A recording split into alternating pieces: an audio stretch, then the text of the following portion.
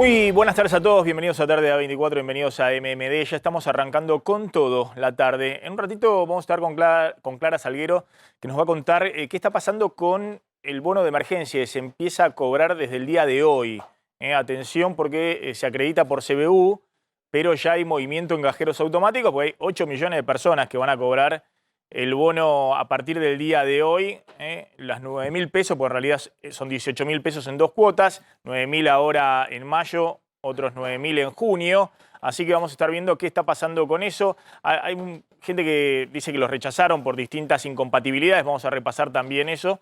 Y atención, la presión muy grande que hay de ayuda social de una sociedad que está totalmente desconcertada con estos niveles de inflación. Ahora van a ver cómo está explotando la ayuda social y obviamente no llega a abastecer la demanda muy fuerte que hay básicamente de alimentos básicos. Voy a arrancar con esto. Salió Aníbal Fernández muy fuerte, hoy reunión de gabinete, creo que no estuvo el presidente, ahora vamos a repasar, pero estuvieron los principales ministros.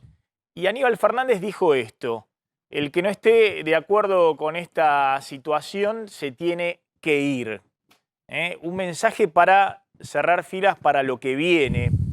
Atención porque esta declaración de Aníbal Fernández, que es hoy el vocero en realidad de más peso entre comillas que tiene Alberto Fernández para salir a decir algunas cosas, junto con la otra frase, Cristina se corrió de la gestión, marca que el gobierno lo abraza a Martín Guzmán básicamente porque Alberto Fernández cree que la receta de lo que propone Cristina en este momento, que es desviarse del acuerdo con el fondo, emitir más, aumentar gasto público e ir por un camino alternativo, lleva a una espiralización de la crisis. Y por eso ha salido muy fuerte Aníbal Fernández a decir: el que no esté de acuerdo con esta situación se tiene que ir. Un mensaje para los funcionarios que responden a Cristina dentro del gobierno nacional. Después vamos a analizar cuál es la estrategia de Cristina, que claramente, más allá de sus supuestos intentos por cambiar el rumbo económico, hay evidentemente un intento muy grande desde el punto de vista político de despegarse del derrumbe de Alberto Fernández y el gobierno en general en las encuestas y tratar de mantener su núcleo duro del electorado. Pero me interesa hacer pie en esto que les estoy comentando. El gobierno cierra filas, lo abraza al ministro Martín Guzmán para lo que viene. Y lo que viene es el peor momento desde el punto de vista económico para el gobierno. No solamente, ahora vamos a repasar los números, porque la inflación y los precios, en particular de los alimentos, están totalmente descontrolados, sino que se viene el aumento de tarifas, el cumplimiento de las metas fiscales y monetarias con el FMI, y un sendero muy estrecho en el cual la economía empieza a desacelerarse con estos niveles de inflación que van a seguir muy pero muy elevados, por lo menos en los próximos meses.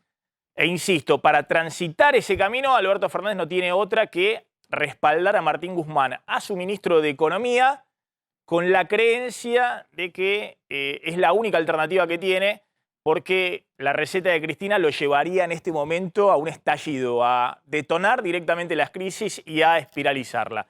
Salió en este momento el FMI también en la conferencia habitual de los jueves del vocero del FMI, Jerry Rice, que ratificó también, no casualmente, el rumbo, diciendo que no se modifican las metas fiscales y monetarias con la Argentina y que hay que cumplirlas. Claro, que él dijo textualmente, Jerry Rice, dijo: el FMI acordó con el gobierno metas y objetivos que no van a ser modificados, que no van a cambiar, con lo cual, es más, dijo que el gobierno está comprometido, que se ha comprometido con el fondo y sigue comprometido a cumplir con esas metas, tanto monetarias como fiscales, como cambiarias, con lo cual, bueno, todo lo relacionado a aumento de tarifas, ya después vamos a ver que incluso va a haber novedades con las tarifas de agua, digamos, todo lo que tiene que ver con tarifas, con el plan monetario, se van a cumplir, y hoy el fondo dijo que ninguna de esas metas, a pesar de la crisis, del aumento de la energía, de los combustibles, de las materias primas a nivel internacional, ninguna de esas metas se van a cambiar, con lo cual, bueno, se van a tener que cumplir y revisar y ver si efectivamente se cumplen. Pero lo que dijo Reis es que el gobierno se ha comprometido y está comprometido a cumplir con estas metas. Bueno, fíjense lo que decía Aníbal Fernández, como comentamos. Se corrió de la gestión. No tiene ningún sentido que nosotros, quienes llegamos con un objetivo puesto de manifiesto, lo corramos para no seguir avanzando con ese tema. Yo insisto que el método no puede ser la interna, el método, que es lo que pasó, esa hora y media hablando de la interna. Bueno, ahí estaba Aníbal Fernández cerrando filas por lo que comentaba, ¿no? Por lo que está pasando con lo que viene, y ahora vamos a explicar en la economía argentina la dinámica de lo que viene en términos de precios, tarifas públicas y consumo y nivel de actividad. Hoy se empieza a cobrar el bono de 18.000 pesos en 2 cuotas. Clara, ¿empiezan a partir de hoy a pagar a quién? ¿A quiénes? Buenas tardes, Maxi. A todos aquellos que están dentro de la economía popular y todos aquellos que están en la formalidad, todo este grupo con ingresos que no superen los 77.880 pesos. Está también dentro de este grupo empleo doméstico y está también monotributistas sociales y monotributistas A y B. Son 7,5 millones que empiezan a cobrar hoy. La primera cuota, como vos bien la decías, segunda cuota va a venir en junio, pero si nosotros vemos la ayuda que se ha dado a través de bonos, refuerzos y adicionales, alcanzó en el mes de mayo a 13.600.000 personas, porque vos venís en este momento en paralelo, vienen cobrando jubilados y pensionados, con 2 haberes mínimos, los 12.000 hasta 12.000 pesos de bono, y a partir de hoy, que son 6.100.000 beneficiarios del sistema nacional, y ahora se suma 7,5 millones. Maxi, pero si me permitís, mayo también fue muy importante en cuanto a ayuda asistencial, porque también se incrementó en un 50% la tarjeta alimentar que llegó a 4.100.000 chicos, que representan aproximadamente 2.400.000 familias. Cada ayuda está representando y está alcanzando a millones y millones de personas. Bueno, lo que hay que decir, sí, Maxi, es que este bono, la primera cuota, se cobra por CBU, el dinero es transferido desde el ANSES a cada cuenta bancaria informada por la gente que pidió y fue confirmada, digamos, esta ayuda del bono de la primera cuota, 9.000 pesos, que cualquier reclamo hay que hacerlo en las oficinas del ANSES, que el ANSES en sus oficinas no paga ningún bono, no se maneja efectivo, o sea que todos los que fueron informados que van a recibir el bono, lo van a recibir vía transferencia bancaria al CBU que informaron. Que si hay algún reclamo hay que hacerlo a la oficina del ANSES, y que obviamente aquella persona que recibe los 9.000 pesos puede retirar el efectivo en los cajeros automáticos. Maxi, estos 7,5 millones de refuerzos de ingresos pudo haber llegado casi a la misma cantidad de gente que llegaron los 3 pagos de IFE en el año 2020, que fueron en aquel año 8.900.000 personas. Pero tenemos que tener en cuenta que todavía hay gente que tiene sus casos en evaluación, y que también ya se registró que hubo asignación universal por hijo y monotributistas A y B que no entraron en la inscripción por distintas razones, o porque no llegaron a abrir la cuenta, o porque no llegaron a actualizar datos, o porque directamente no lo pidieron. Pero es muy importante lo que se mencionaba recién, porque todo es a través directamente de ANSES con la entidad bancaria, a través de lo que es una caja de ahorro gratuita y directamente, y no hay que hacer ningún trámite, es de pago directo.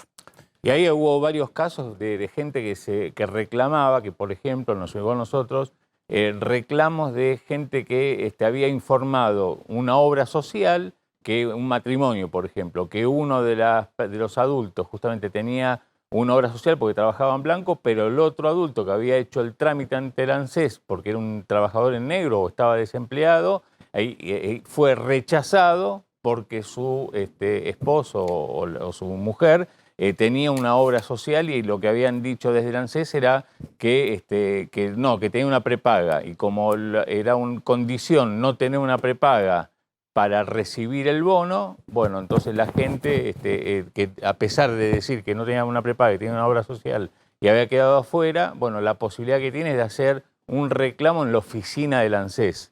Cualquier reclamo hay que hacer en la oficina más cercana del ANSES, donde van a evaluar justamente que si hubo alguna equivocación y un beneficiario o un interesado había informado una obra social y fue denegada la ayuda porque según la ANSES lo que tenía era una prepaga, bueno, eso va a ser revisado, pero en la oficina del ANSES. Hay que ir directamente.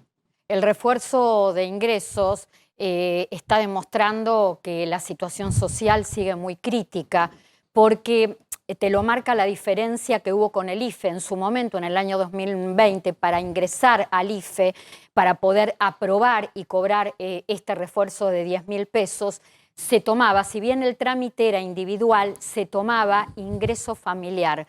En este caso, como la situación social sigue siendo tan crítica, claro, o más crítica que en el 2020, el trámite siguió siendo individual y los ingresos se tomaron también en forma individual. ¿Esto qué significa? Que en aquel momento era un IFE por familia.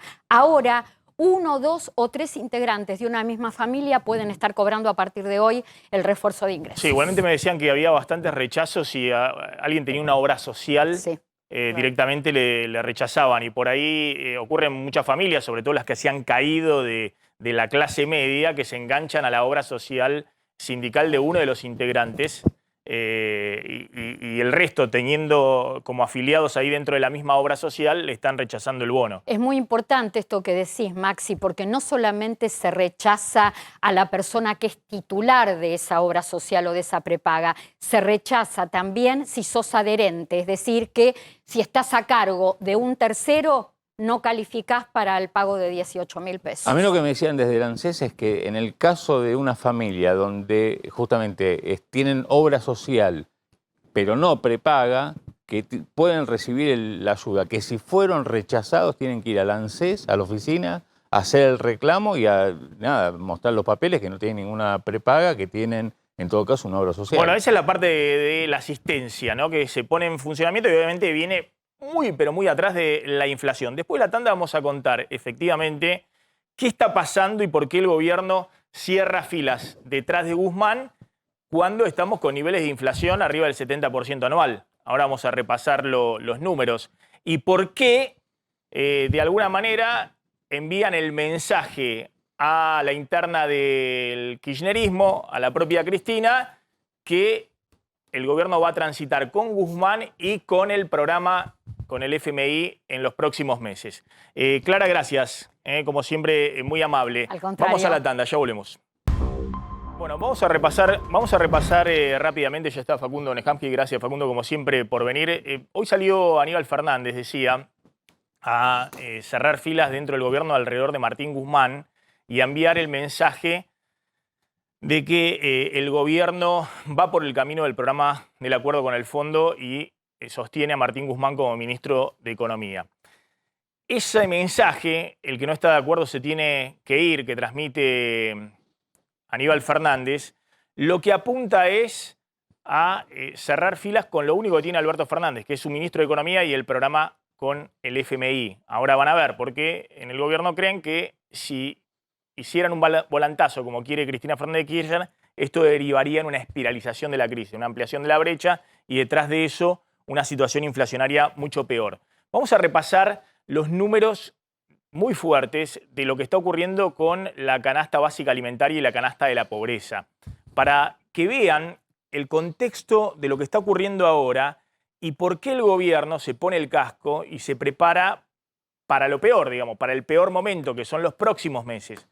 Cuando sobre este escenario inflacionario, que inexorablemente va a ir marcando mes a mes una inflación anual mayor, y la estimación hoy de los economistas es que puede estabilizarse alrededor de 70% más o menos la inflación si las cosas salen bien, y eso ya está generando también tensiones sindicales. Ahora va a contar Claudio, un gremio que rechaza aumento del 63% y va al paro. Y del otro lado, el kirchnerismo alentando reapertura de paritarias y aumentos más importantes de salarios y de planes sociales y de gasto público. Pero fíjense en lo que ha sido la canasta de alimentos. ¿Por qué está disparada la canasta de alimentos? en particular la canasta básica de alimentos, la que mide la indigencia en la Argentina. Estos son los datos del INDEC que decíamos han pasado bastante desapercibidos, pero los aumentos de la canasta de alimentos que mide la indigencia en la Argentina, es decir, los alimentos básicos para no ser indigente en la Argentina, vienen con aumentos 4% en enero, 9% en febrero, 6,5% en marzo, 6,7%, este fue el último dato de abril, cuando la inflación dio 6%, dio 6,7%.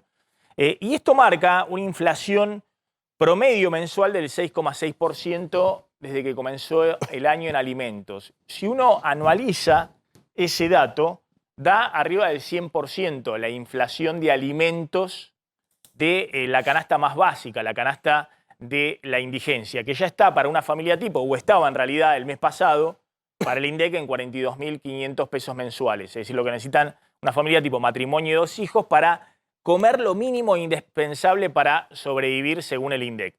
La canasta de la pobreza, que incluye además de alimentos, servicios, ropa, calzado y transporte, bueno, también viene a un ritmo muy, pero muy elevado de remarcaciones. 3,3% en enero, 6,6% en febrero, 7% en marzo, 6,2% en abril. Un promedio mensual del 5,7% que también da una inflación, si se anualizan estos 4 meses anualizado, da 96% de inflación.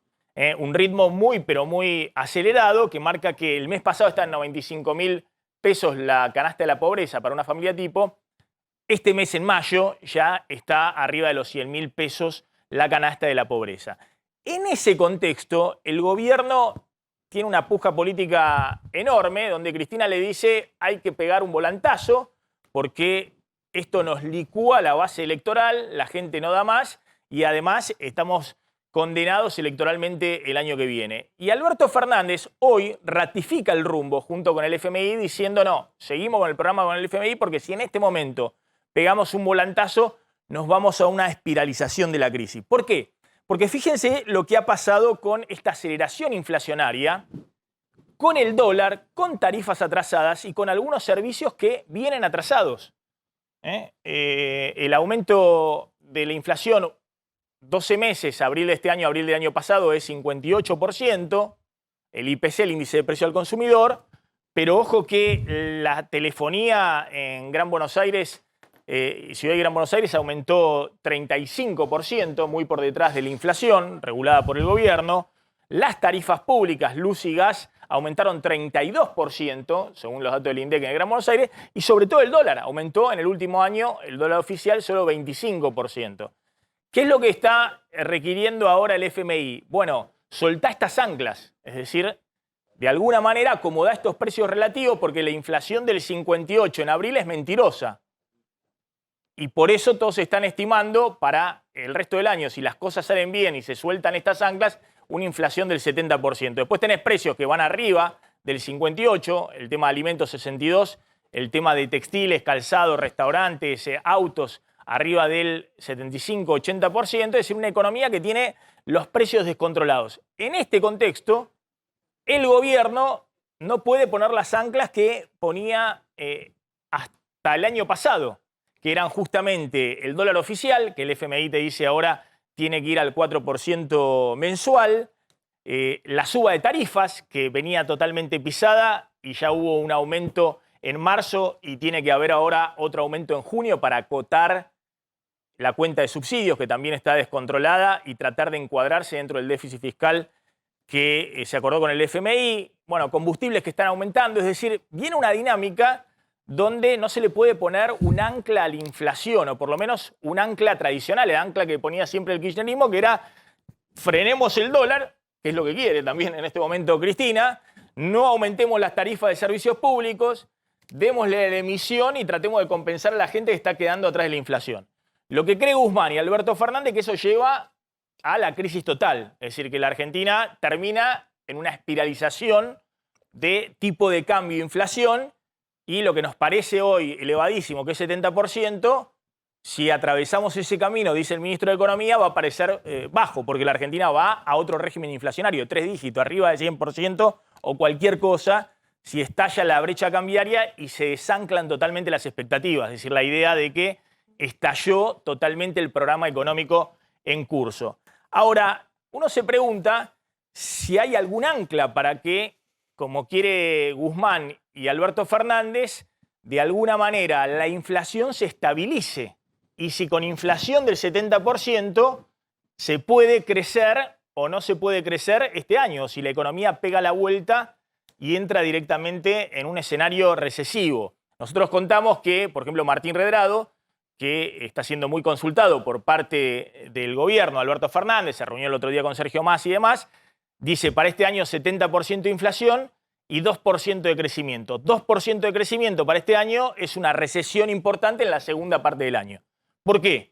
Porque la economía tuvo la caída tremenda del 2020 del COVID.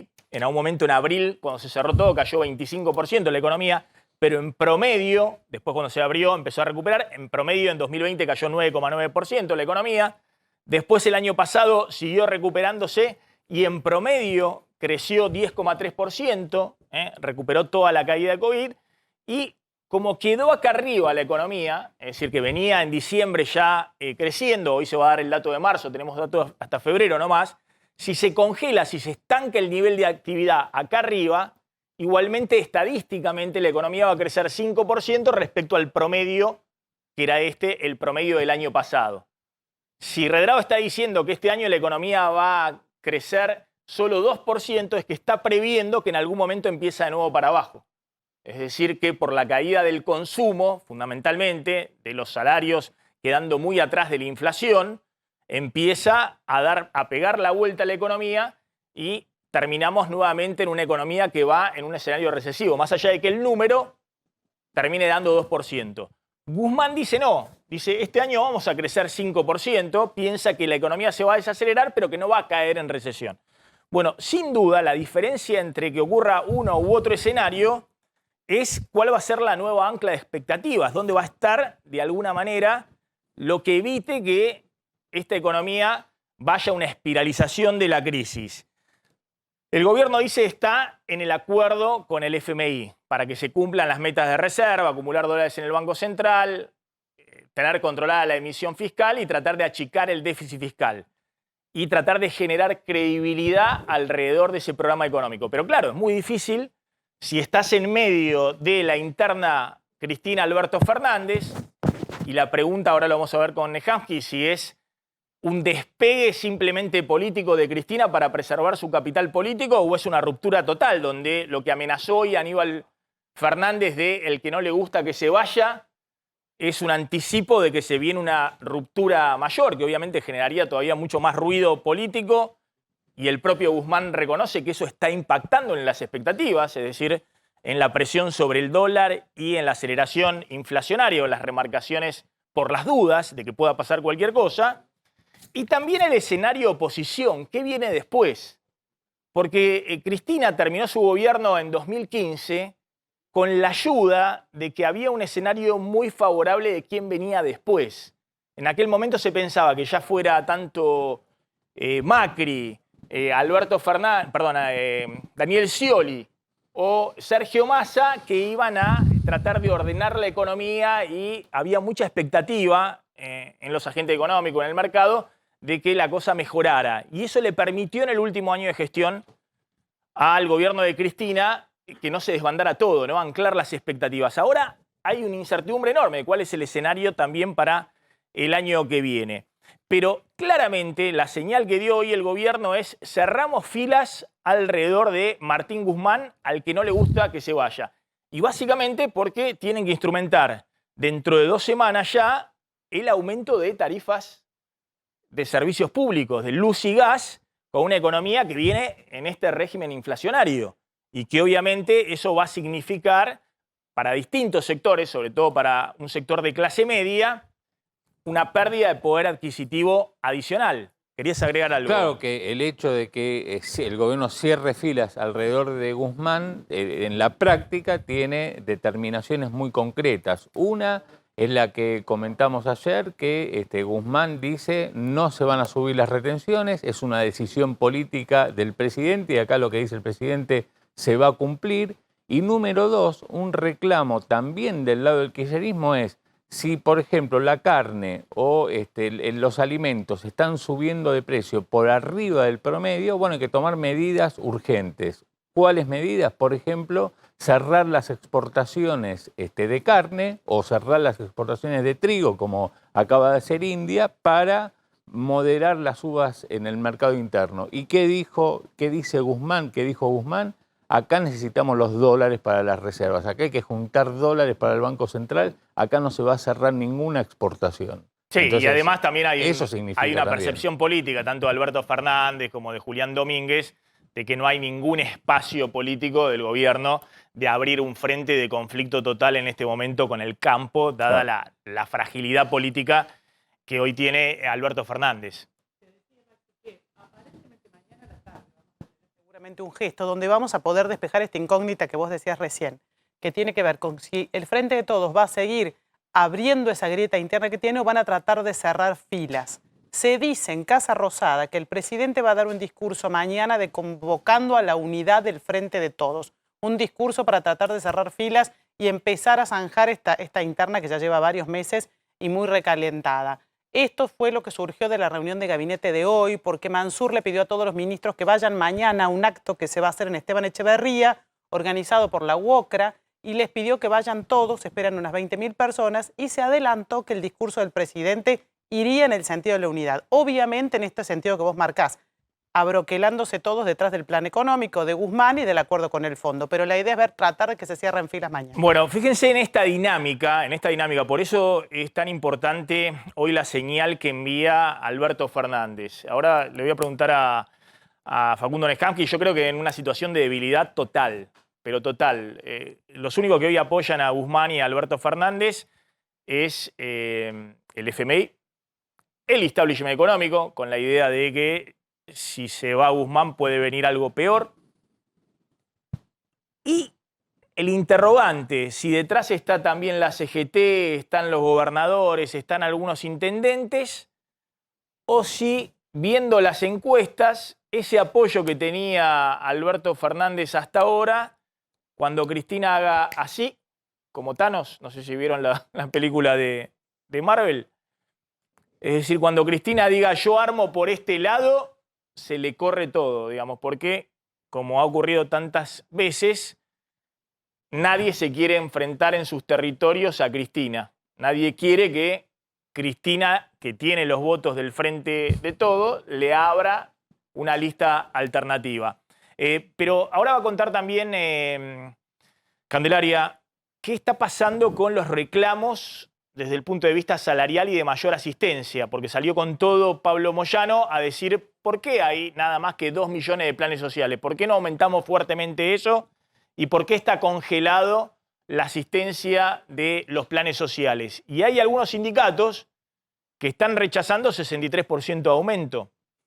Como Cristina aplaudió la otra vez que cerró la bancaria 60%, ahora, y si uno mira los números de la proyección, con 63 te quedás atrás de la inflación, pero la gran mayoría está muy por detrás de eso. Entonces empieza también la pulseada fuerte respecto a precios, salarios. ¿Dónde termina eso? Ese es otro de los interrogantes. Facundo, vos ves que hoy hubo una señal, el que no quiere o no le gusta esta situación, fue así la frase de Aníbal Fernández. Al que no le gusta que se vaya. Que se vaya directamente, que se saque la camiseta y que se vaya. Esa fue la señal que dio hoy Aníbal Fernández, obviamente después de salir del gabinete, donde yo digo, se están preparando para lo peor. Están tratando de cerrar filas porque saben que se vienen los peores meses, cuando vienen los aumentos de tarifa, cuando la inflación va a seguir erosionando el poder adquisitivo y cuando el nivel de actividad empieza a flaquear, digamos. Ya no es el consumo que había en diciembre del año pasado o en el verano. Cuando fue la votación del fondo, nosotros decíamos, hay una diferencia ideológica, una diferencia de qué quieren hacer con el gobierno Alberto Fernández y Cristina Kirchner. Yo creo que ahora hay una diferencia de objetivos. Cristina Kirchner tiene un objetivo que es tratar de frenar el drenaje de votantes propios hacia otros espacios políticos o hacia la indignación o hacia la indiferencia, hacia la apatía política.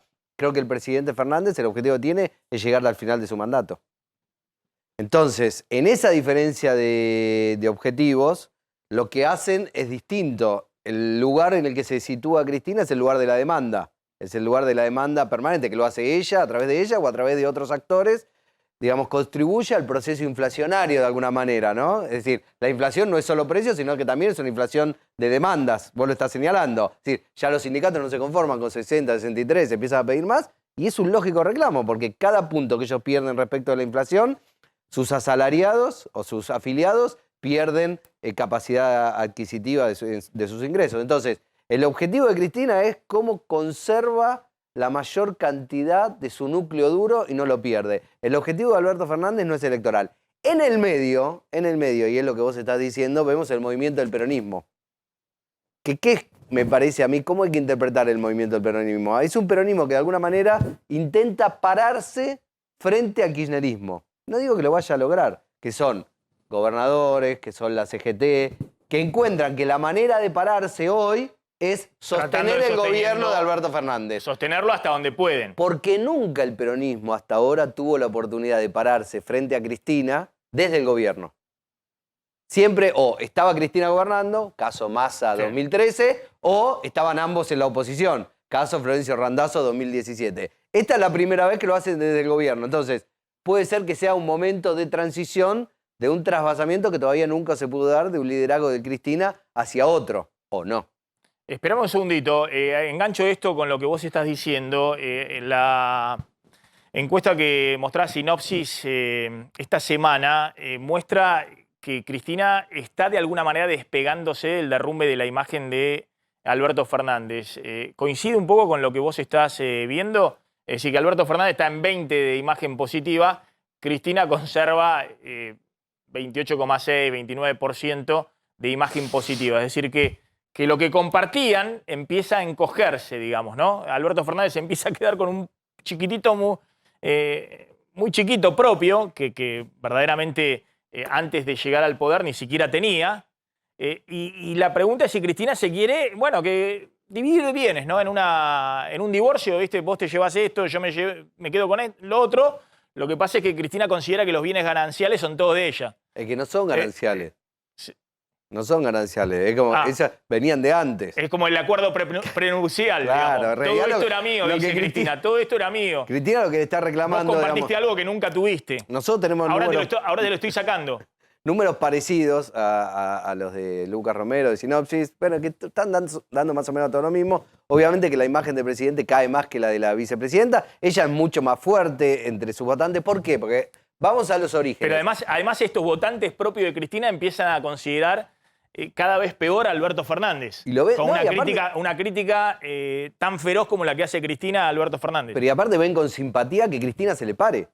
Ven con simpatía que Cristina se le pare, que Cristina le ponga un límite y que diga, por lo menos, si el gobierno no va para el lado que nosotros queremos, por lo menos que Cristina tenga una actitud activa y lo señale, lo denuncie, lo marque y lo plantee. Por eso Cristina conserva en su núcleo duro. Ahora, pensemos cómo fue el inicio. Alberto Fernández le agregaba a Cristina. Alberto Fernández, si bien no tenía la intensidad de los apoyos de Cristina, no tenía ese núcleo duro, mientras Cristina medía 35-40, Alberto Fernández medía 45-50, que fue el motivo por el cual Cristina lo puso al frente de la fórmula presidencial. Si no hubiera sido ella. Ahora, pensando hacia adelante, vos compartís esto que evidentemente, bueno, y dicen los que estuvieron recientemente tanto con la conducción económica de Martín Guzmán y van y vienen con Alberto Fernández y su intento Alberto Fernández para ver qué alternativas tiene en términos económicos. Tanto Massa como Alberto Fernández están consultando, están haciendo un casting para ver qué alternativas tienen. Hoy lo que le sucede a Alberto Fernández es que no tiene alternativas a Guzmán. Es decir, el casting, los dos economistas que Alberto Fernández en algún momento pensó que podían ser ministro de Economía y que podrían tener el aval de Cristina, le dicen que no. Y por otro lado, todo el resto no le termina de cerrar, porque hoy Guzmán es el que le garantiza el acuerdo con el fondo, es decir, mínimamente vamos por este camino. Lo que plantean es, la receta de Cristina nos lleva a la espiralización de la crisis. Si nosotros llegamos a pegar el volantazo en este momento, como quiere Cristina, terminamos en una crisis peor. Terminamos una inflación de cualquier nivel, en una brecha cambiaria que se dispara y no sabemos cómo terminamos el gobierno. ¿Vos coincidís con esa visión, que eso es un poco lo que está pensando en este momento el presidente cuando dicen cerremos fila alrededor de Guzmán? No tengo duda que es lo que piensa el presidente y aparte es lo que piensa una parte del peronismo. Yo hace tiempo que vengo insistiendo con este tema. Las miradas dentro de la dirigencia, no de los votantes, dentro de la dirigencia el peronismo está dividida en dos. Los que piensan como piensa Cristina, que es un núcleo importante, que está nucleado alrededor de movimientos sociales, del Instituto Patria y de referentes que están nucleados alrededor de ella, tienen la mirada de Cristina, la mirada por ahí más radicalizada, más dura. Los peronistas más ortodoxos, más conservadores, gobernadores, intendentes, tienen una mirada más parecida a la de cierto establishment económico de que en Argentina hay que hacer determinadas cosas y que si esas cosas no se hacen y no se prolija, la Argentina no tiene destino. Esa tensión está expresada en esto. Espera un segundito porque vamos a repasar también qué está pasando con los precios de los alimentos, qué está pasando con los precios de los medicamentos y con el consumo de medicamentos en las farmacias. Pero hubo un mensaje de Pablo Moyano, Candelaria. Sí, un mensaje muy importante, Maxi, porque lo que dijo Pablo Moyano fue, reclamó que por qué si hay 6 millones de trabajadores registrados, solo 2 millones cobran asignaciones familiares. Dijo que le va a pedir al presidente, a Sergio Massa y al ANSES, los nombró así a los tres, a Fernanda Raberta no la nombró, pero hizo mención al ANSES, que estudien un proyecto para ver si se puede dar una suerte de asignación universal por hijo para todos los trabajadores registrados, es decir, todos los empleados que están en blanco, para llevar estos 2 millones que hoy tienen asignaciones familiares a 6 millones. Dijo que sería una buena idea, que de esta manera se ayudaría a muchos trabajadores a los que les cuesta llegar a fin de mes, algo que nosotros venimos contando todos los días, y que además esto inevitablemente se volcaría en el consumo, con lo cual ayudaría a mantener la rueda de la economía. Puntualmente reclamó, ¿por qué solo 2 millones cobran asignaciones familiares? Muy duro el mensaje, es parte de todo esto que está haciendo, digamos, Pablo Moyano, recordemos que se ha sacado muchas fotos con Máximo Kirchner, que está muy cerca de él, vienen reclamando que haya más plata en el bolsillo de la gente, se lo viene reclamando Cristina Alberto. Bueno, ahora vas a contar el tema del precio de los alimentos y vamos a hablar también del censo. ¿Qué pasó con el censo? Tenemos ahí la foto de Alberto Fernández con Martín Guzmán y Marcos Labaña ayer con el cierre del censo. Hubo muchas quejas, mucha gente, la podemos buscar, mucha gente que dice, bueno, no me censaron. Sí. Voy a decir, a mí tampoco me censaron. Nunca pasaron por casa. También lo digo, no me censaron. Pero edificios enteros que no censaron, ¿qué va a suceder frente a esas situaciones? ¿Qué es lo que tienen que hacer? Exactamente. Habló Marco Labaña, dio una conferencia de prensa, habló incluso hoy después de la reunión de gabinete, explicó que quedó, según ellos indican, una porción chica de la población, pero que sin censar y que se va a tratar de normalizar esto. De acá al martes que viene se reabre el registro para que puedas hacer el censo online si no lo hiciste. También va a haber unos 18.000 censistas, Maxi, que van a pasar por las casas por las que no pudieron pasar ayer. A mí me llamó la atención porque, por ejemplo, en mi casa censaron, pero en mi vecino del lado no. Medio raro eso, pero bueno, qué sé yo. Puede pasar. Y edificios enteros, como vos contabas, muchas quejas en las redes sociales, mucha gente diciendo yo estuve esperando todo el día y el censista no vino. Si bien Marco Labaña dijo que había sido una porción muy chica, la idea es terminar el censo hasta el martes 24. Dijo que hoy, a pesar de esto, vamos a saber algunos resultados generales, datos generales, pero todavía no tenemos discriminado por población, por localidad, por género, distintas variables que permiten cuando el censo ya esté un poco más avanzado. Hoy vamos a tener datos generales. Dentro de un mes, dentro de 3 meses vamos a tener datos un poco más fehacientes, dentro de 8 meses casi terminado el censo y los datos específicos y puntuales recién dentro de 1 año y medio. Sin embargo, Marco Labaña recibió la felicitación del presidente, como vos bien decís, que se reunió ayer, fue a felicitarlo junto con Martín Guzmán al Ministerio de Economía, dijo que había sido una tarea titánica y que estaba muy contento de que todos los argentinos habíamos hecho desde nuestro lugar este deber cívico de quedarnos en casa para que nos censara. Pero si no te censaron, podés mandar un correo electrónico a censo@indec.gov.ar o llamar a un teléfono que es el 0800-345-2022 y decir que no te censaron. Si tenés el QR porque hiciste el censo digital, se lo entregás al censista que pasa por tu caso. Si vivís en un edificio, lo dejás al encargado en caso de que pasen.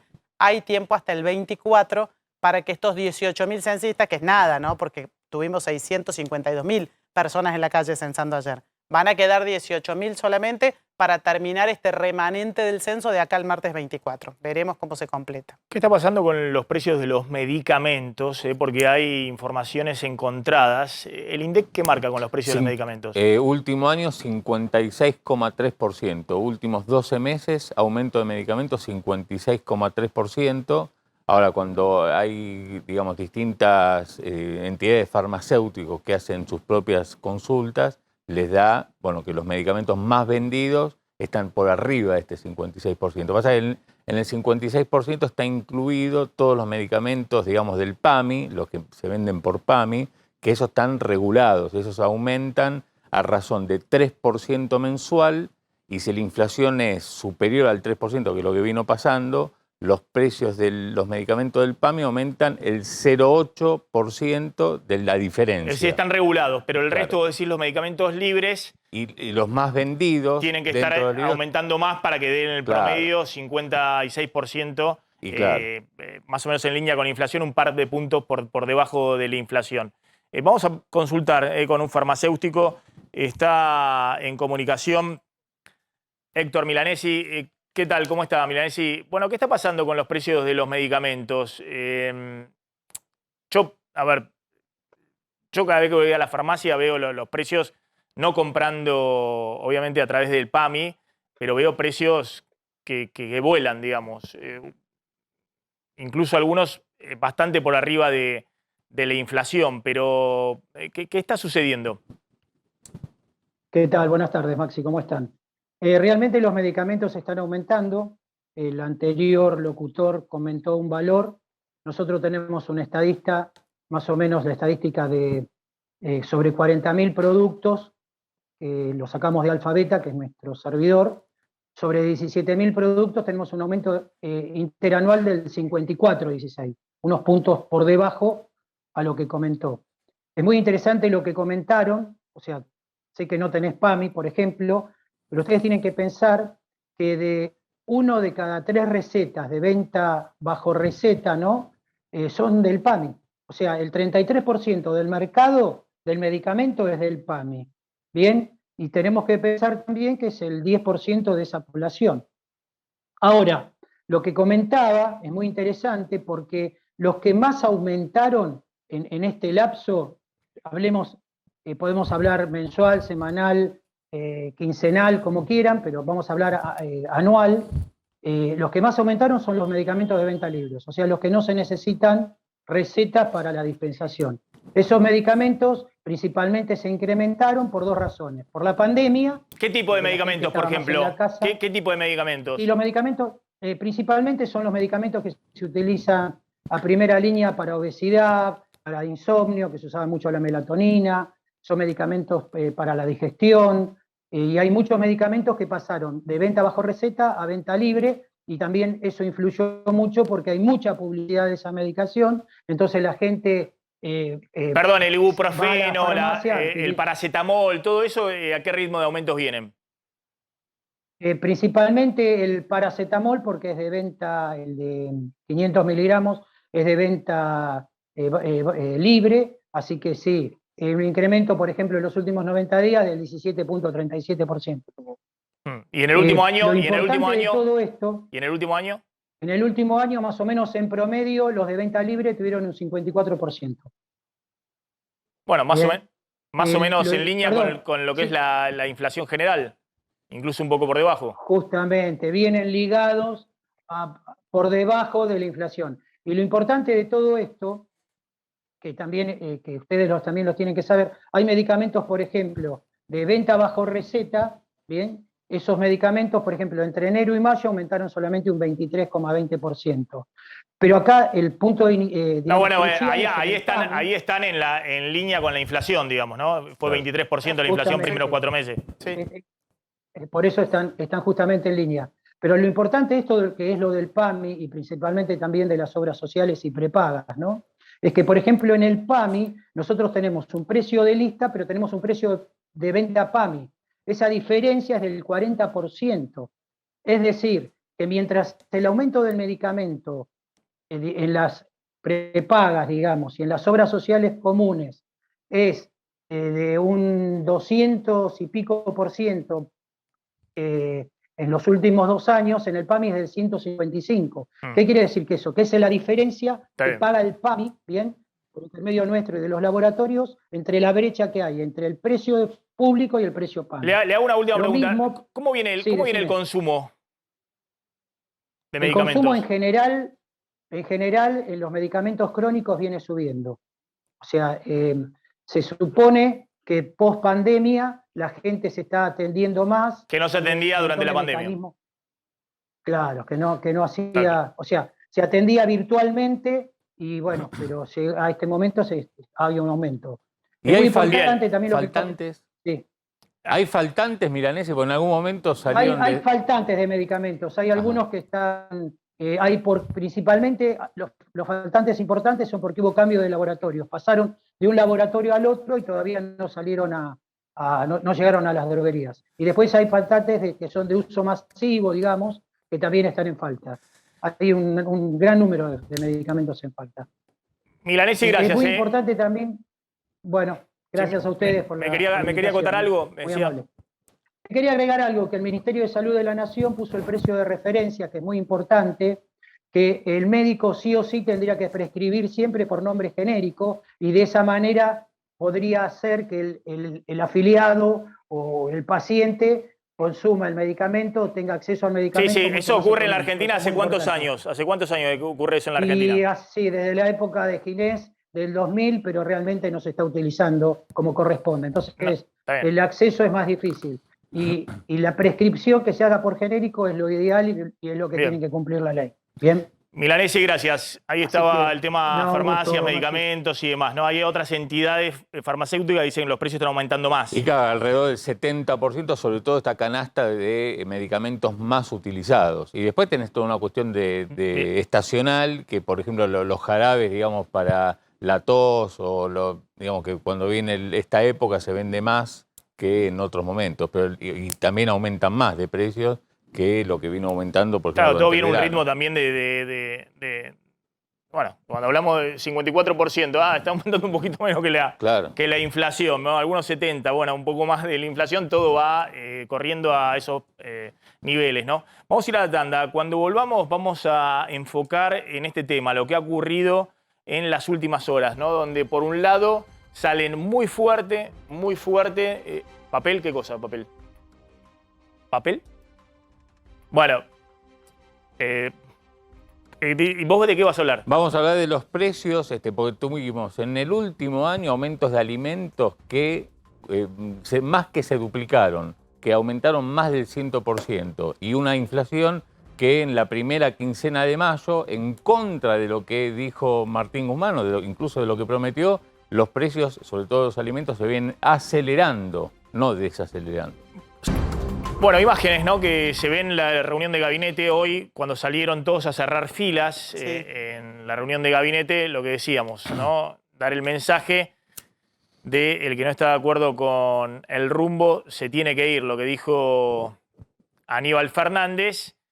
Y estaban ahí, además de Aníbal Fernández, bueno, la vocero, Gabriela Cerruti, Mansur, ¿no?, en Y sí, jefatura de gabinete. exactamente, que presidió la reunión de gabinete hoy, se hizo muy tempranito, y también estaba Daniel Filmus, dieron la conferencia de prensa después los 5 juntos, obviamente haciendo foco, por eso estuvo Marco Labaña, en el tema del censo, pero también en temas de ciencia, por eso estaba Filmus hablando, y Mansur mostró una conferencia de prensa, te diría, en la que no estuvo solo, ni solo con Gabriela Cerruti tampoco, para mostrar un poco esto de la unidad del gabinete. Hubo algunos faltazos que tuvieron que ver estrictamente con ministros que estaban de viaje, y por ejemplo el caso del ministro Ferraresi, que estaba en San Juan con el Sí, presidente. claro, pero ahí la imagen es Mansur, de un lado Guado de Pedro, del otro lado Martín Guzmán, digamos, ¿no? Todo el resto es, ¿no? Y en Un esa poco, reunión de gabinete... Bueno, el canciller también, Santiago Cafiero, pero todo el resto, ¿no? Es un poco el mensaje, abrazar a Guzmán y al rumbo económico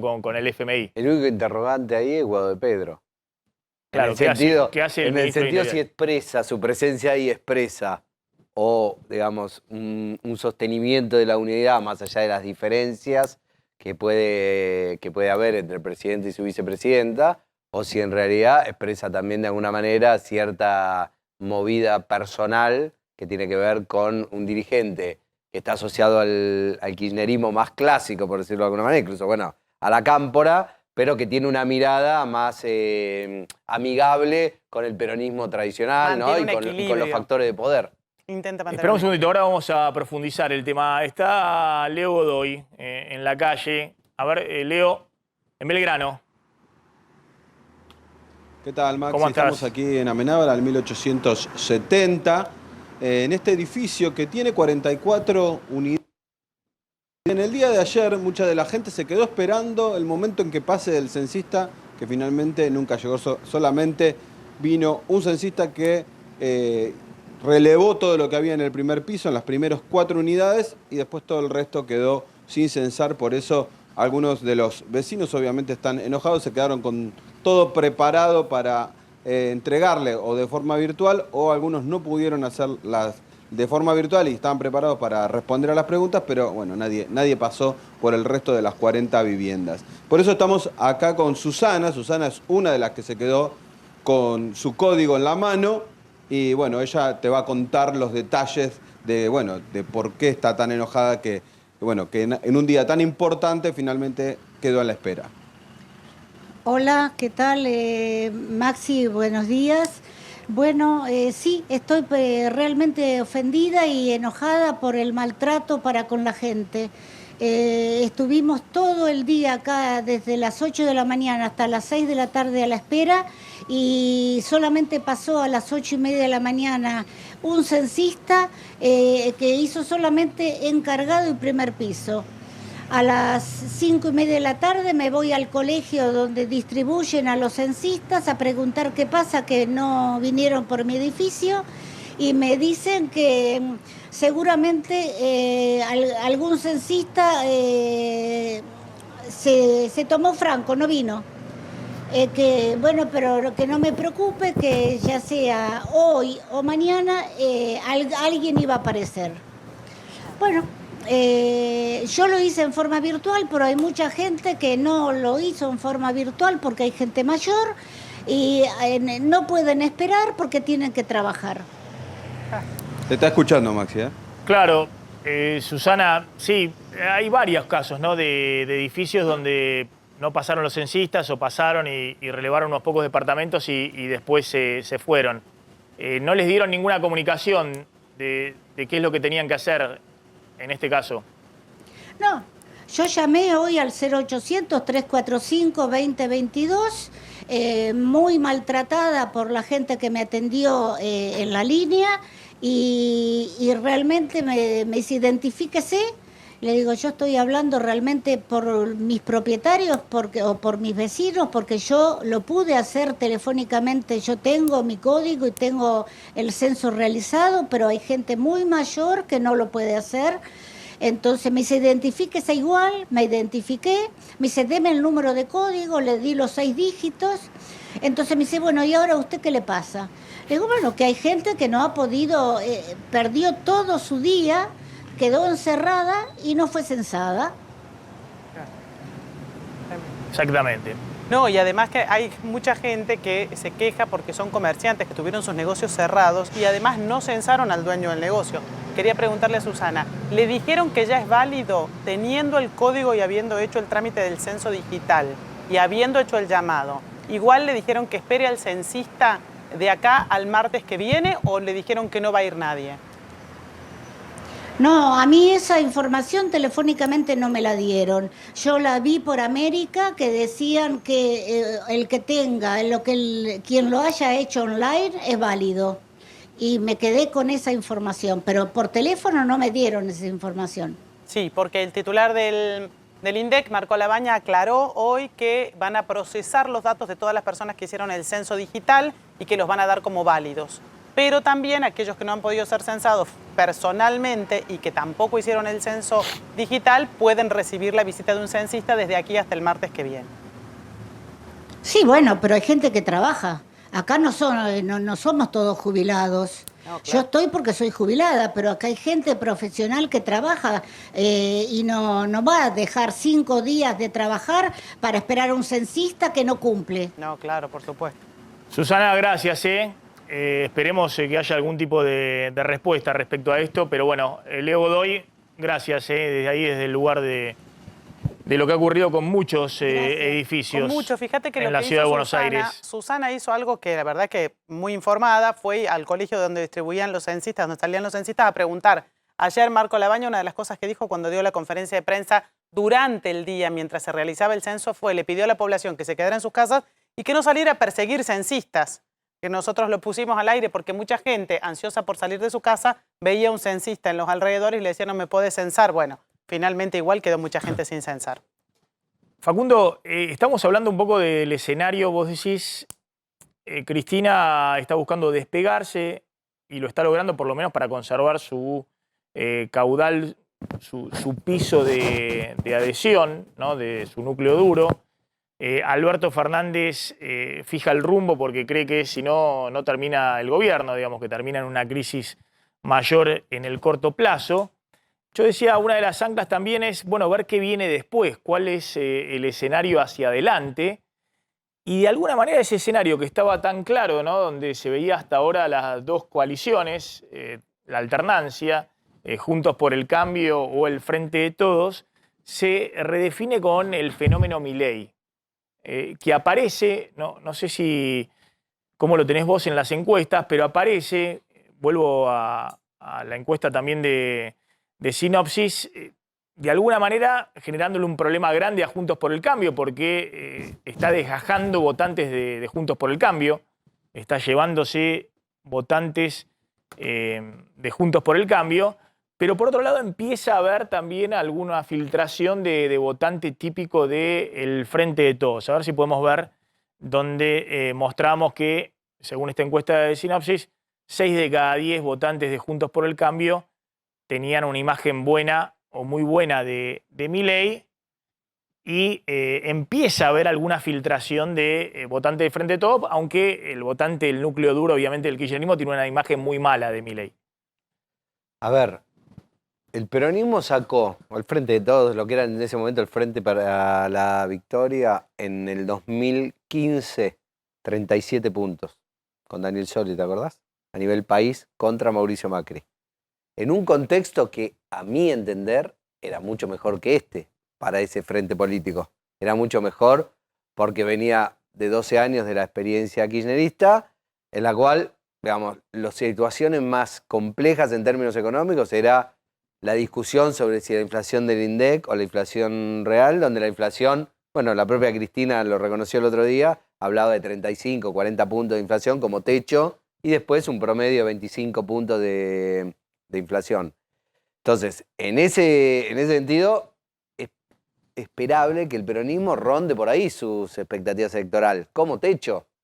De ahí para abajo puede pasar cualquier cosa. Entonces, si el peronismo está en esos techos electorales y, digamos, Juntos por el Cambio no está ganando la elección en primera vuelta, quiere decir que hay filtración de votos del peronismo, del Frente de Todos. Yo llamo peronismo al conjunto, ¿no?, de ese espacio político. Está habiendo filtraciones del peronismo también hacia la opción de Javier Milei. Yo diría hacia una tercera fuerza, lo que en su momento en el 2015 expresaba Sergio Massa, porque Sergio Massa, o lo que era en ese momento el Frente Renovador, también expresaba a un votante enojado con la política. Lo que pasa es que en ese momento los niveles de enojo con la política eran otros y tenían, ¿en qué estaban más centrados? Estaban más centrados en, por ejemplo, la desatención del problema de la seguridad.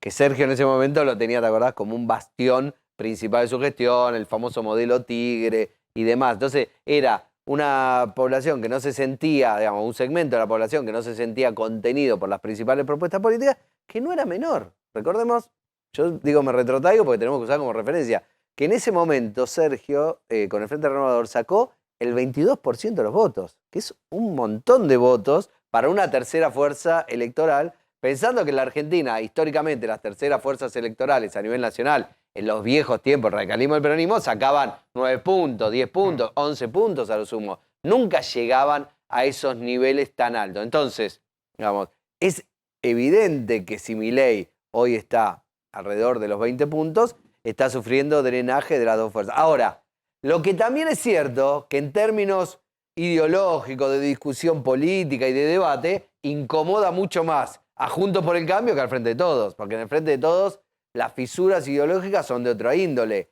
El problema que vos tenés en Juntos por el Cambio es que hay dirigentes y referentes que son muy importantes y muy relevantes, el expresidente Macri, la propia Patricia Bullrich, que plantean que tienen una corriente de simpatía, no solo que tienen votantes en común con Javier Milei, sino que también tienen una corriente de simpatía con su propuesta en términos ideológicos. Hoy leía, ya no me acuerdo porque uno se levanta a la mañana y lee tantos diarios que ya no sabés qué lees, pero hoy leía que, como un chisme, que Mauricio Macri le habría dicho en la famosa reunión de la mesa en la cual se excluyó a Milei en el famoso comunicado, que le dijo a Gerardo Morales, ojo que yo también tengo muchas coincidencias ideológicas con Javier Milei, no es solo que tenemos votantes en común. Yo no sé si esto es cierto o no es cierto, pero uno ve que eso aparece en muchos casos verbalizado y expresado. No es solo una cuestión acomodaticia de cómo acomodamos nuestro discurso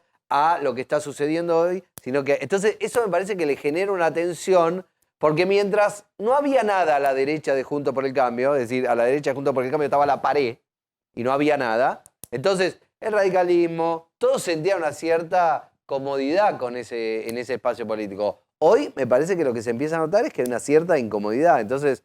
Bueno, lo dijo Margarita Stolbizer, ¿no? Dijo que ve que Macri se siente más cómodo cerca de Milei y esto empieza a generar divisiones. La foto de Gerardo Morales con Facundo Manes, los dos coincidentemente en España, charlando entre ellos, un radicalismo un poco más separado del pro puro y de este viraje hacia la derecha, ¿no? Sí, y además, Maxi, lo que vos estás señalando, que, digamos... Es, no, bueno, lo que estamos viendo, peso... acá, es muy interesante esto que armó Sinopsis, porque toma los votos de 2019 de Juntos por el Cambio y los votos del Frente de Todos, ¿no? Esta es la elección del 2019. No, 2021. No, es la última elección. Sí, claro, el año pasado, 2021. Claro, que sacó 43 a nivel nacional, ¿no? Y sacó 34 Frente de Todos. Y lo que ve es que, bueno, el votante, acá hay una aspiradora eventual de votos del votante de Juntos por el Cambio por parte de Javier Milei. Igualmente también empieza a haber filtraciones desde el votante del Frente de Todos, ¿no?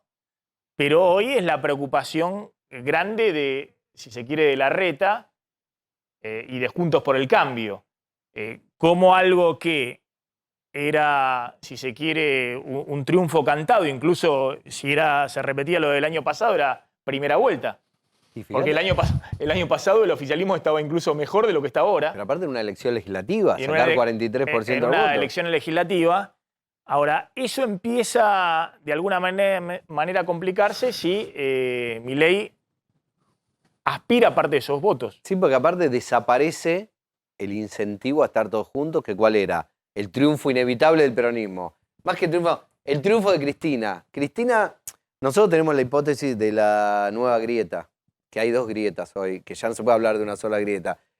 Una grieta es la discusión kirchnerismo-antikirchnerismo, que no es que desapareció, pero hay una nueva grieta, que es la que plantea Javier Milei, en donde ubica ya no solo a Cristina del lado del mal, casi que la diluye a Cristina del lado del mal, junto a un montón de referentes que no solo son políticos, sino que también son líderes de opinión, que quedan ubicados del lado del mal y no pueden creer que queden ubicados de ese lado. Esa tensión se expresa mucho en redes sociales. En redes sociales uno ve líderes de opinión que, digamos, están siendo acusados... Esperemos un segundito, que me está pidiendo una nota desde producción. ¿Con quién tengo el gusto de hablar? Con Cristian Franco, dueño de un restaurante. ¿Dónde? Cristian, ¿qué tal? ¿Cómo anda? Hola Maxi, ¿qué tal? ¿Cómo estás? En Villa del Parque. Se hizo conocido porque el restaurante venía en línea un poco con lo que estábamos contando, digamos, que no tiene personal. ¿Conocéis la historia? Fíjate, Claudio, ahí la historia para poder seguirla ahora. No tiene personal y está buscando personal y no consigue personal. ¿Es un poco así, Cristian? Así mismo, es personal gastronómico, en el rubro gastronómico. Creo que no solo yo, todos los colegas también están buscando, todo el mundo nos preguntamos si tenés cocinero, si tenés bachero, si tenés mozo. O sea, creo que hay una necesidad de laburante en el tema gastronómico. ¿Y qué pasa? Y para mí, especialmente, creo que después de la pandemia se relajaron un poco los sábados y domingos. No quiere trabajar la gente. Y nosotros, lastimosamente, este rubro es el día que más trabajamos, los sábados y domingos. Y me parece, quisiera creer que es por ahí que viene el tema. Y cuando pedís personal, cuando vos ofrecés, trabajo, ¿cuál es el argumento que a vos te dan? O si no hay ningún interesado justamente en trabajar, ¿qué es lo que vos notás? Mira, a veces nosotros hacemos pruebas, ¿verdad? Mira, te doy un ejemplo. Hace 3 días vino uno que estaba probando, ¿verdad? Laburó 4 horas y se cansó y se fue. O sea que nosotros, por ejemplo, El Antojo es el restaurante más buscado para franquicia y para poner locales. Y no nos expandimos por falta de personal. Creo que es la gente sábado y domingo no quieren trabajar, están buscando otro rubro, no sé. Pero vos no le das una explicación a que tal vez lo que vos estás ofreciendo como salario no le alcance a la gente que va a preguntar, digamos, si puede trabajar ahí en tu boliche. No, nosotros tenemos buen salario. O sea, un cocinero está ganando 94.000 pesos, los mozos 66.000, más la propina. Creo que no estamos tan bajos. O sea, ese es el salario de... Nosotros trabajamos acá un turno nada más. O sea, trabajamos a la noche por ese mismo motivo, ¿verdad? Que hacemos un turno solo. A la noche solo trabajamos. Abrimos a las 20 horas y cerramos a las 22. Son 4 horas y más 2 horas que se prepara antes, la mise en place que se le dice. Pero... esa es un poquito la necesidad que hay hoy en día en encontrar gente que quiera laburar en el rubro gastronómico. ¿Pero cuánto puede sacar entonces un empleado ahí en su local? Usted es de origen paraguayo, ¿no? Tiene restaurantes en Paraguay y acá también. Sí, así mismo. ¿Y cuánto puede ganar un empleado en su local? Sí. Sí. De 70 lucas para abajo, o sea, para arriba, perdón. 70 lucas para arriba son los, ¿cómo se llama? Los sueldos del restaurante. ¿Cuántas horas diarias? ¿Cuántas horas diarias de trabajo? No, y nosotros abrimos a la noche, nada más. Nosotros abrimos a las 8 de la noche y cerramos a las 12 horas, o sea, 4 horas, 6 horas por día nosotros trabajamos. Acá en El Antojo, en este local. ¿Y a qué atribuye que no se encuentre personal? Y la verdad que, por eso te digo, para mí personalmente, o sea, creo que el sábado y domingo la gente se quiere quedar en su casa, después seguramente de la pandemia, algunos también hicieron su emprendimiento y bueno, pienso que se atribuye a eso, o eligieron otro rubro, ¿verdad? Que no es la gastronomía. Claro, un poco lo venimos contando, ¿no? Que hay mucha gente que complementa el tema de los planes sociales, la informalidad y prefiere hacer emprendimiento independientes, qué sé yo. Ponerse la panadería o hacer algún tipo de emprendimiento de venta de distintos productos con la base de los planes sociales, 50.000, 60.000 pesos por mes, y con la disponibilidad horaria, digamos, no tener que cumplir los horarios. ¿Usted la contratación la hace en blanco, digamos, del personal que trabaja ahí? Sí, totalmente. Nosotros trabajamos todo en blanco porque hay mucho peligro en el tema gastronómico, si se quema, si no se quema, o sea, es un trabajo muy es peligroso, ¿verdad? Nosotros apenas que entre ya lo blanqueamos al empleado.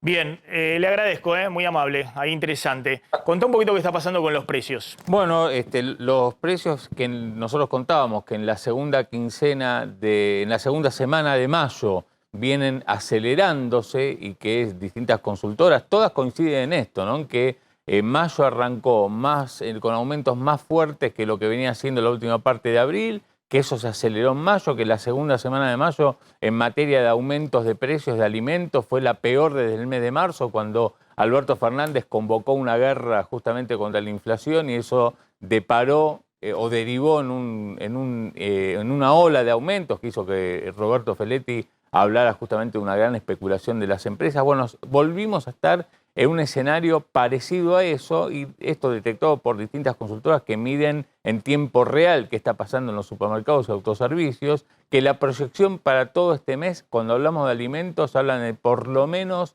5,5%, esto tomando en cuenta que en la tercera y cuarta semana, en vez de subir los precios a un ritmo del 2%, lo hagan a un 1%, o sea, desacelerándose respecto a este pico que estamos viviendo, con lo cual, bueno, veremos a ver si se cumple esta proyección del 5,5%, que está muy cerquita del 6% que tuvo de aumento de los alimentos el mes pasado.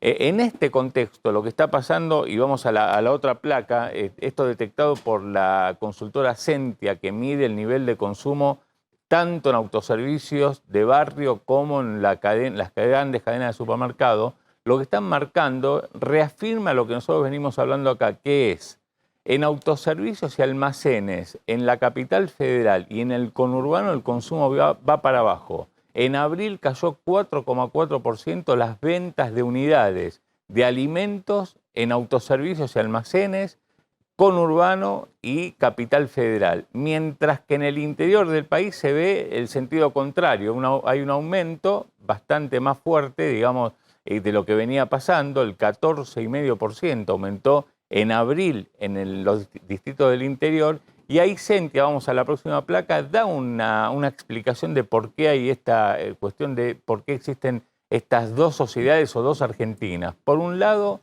el récord de producción en distintas economías regionales, desde la soja, el precio del trigo, tanto volumen como precio, pero también, por ejemplo, me comentaban la madera, me hablaban de lo que ocurre en la Patagonia, en Mendoza, con economías con consumos que van para arriba, distinto a lo que está pasando en el conurbano.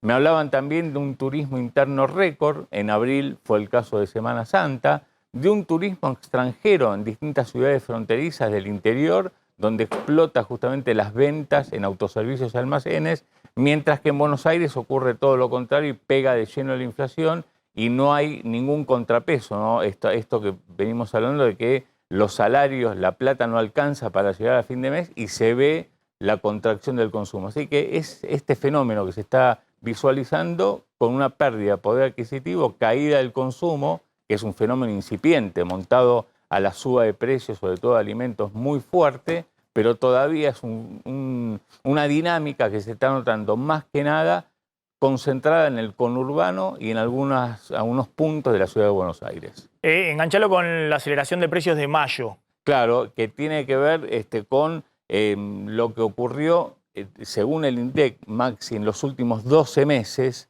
precios de alimentos que se duplicaron. Esto medido por el INDEC. Fíjate, distintos rubros, desde verduras, por ejemplo, en el caso del tomate, que en el último año 129% tuvo incremento en los últimos 12 meses el tomate. Ahora contás lo que más subieron, pero estamos hablando de esto, digamos, que en la segunda semana de mayo hubo una aceleración según las consultoras privadas, ¿no? Del 2% en la segunda semana, venía siendo el 1,8%. O sea que están apuntando mayo para una inflación del 5. 5,5% de en inflación alimentos. ya Acá en mayo. Es la placa anterior, la que estábamos mostrando anteriormente. Sí. Distintas fuentes, tanto la consultora EcoGo de Marina del Poyeto como LSG están detectando justamente esto, que hay una aceleración en los aumentos de precios, sobre todo de alimentos.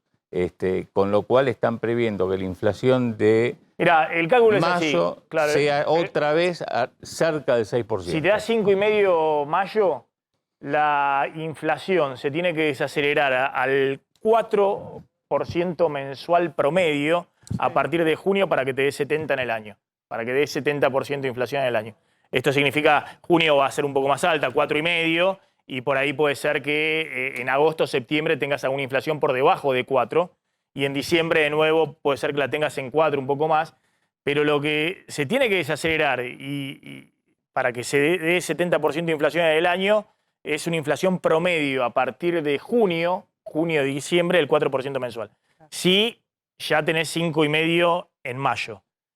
Y en el caso de alimentos, que venís a un ritmo mucho más fuerte, si en mayo tenés en alimentos también ese 5,5 o 5%, en alimentos, y la inflación se tiene que desacelerar por lo menos al 4%, 4,2% mensual a partir de junio en alimentos para que te cierren 80, para que la inflación de alimentos de este año sea nada más, entre comillas digo nada más porque viene un ritmo mucho más fuerte, de 80% este año, la inflación de alimentos. O sea que estamos hablando de un escenario complejo.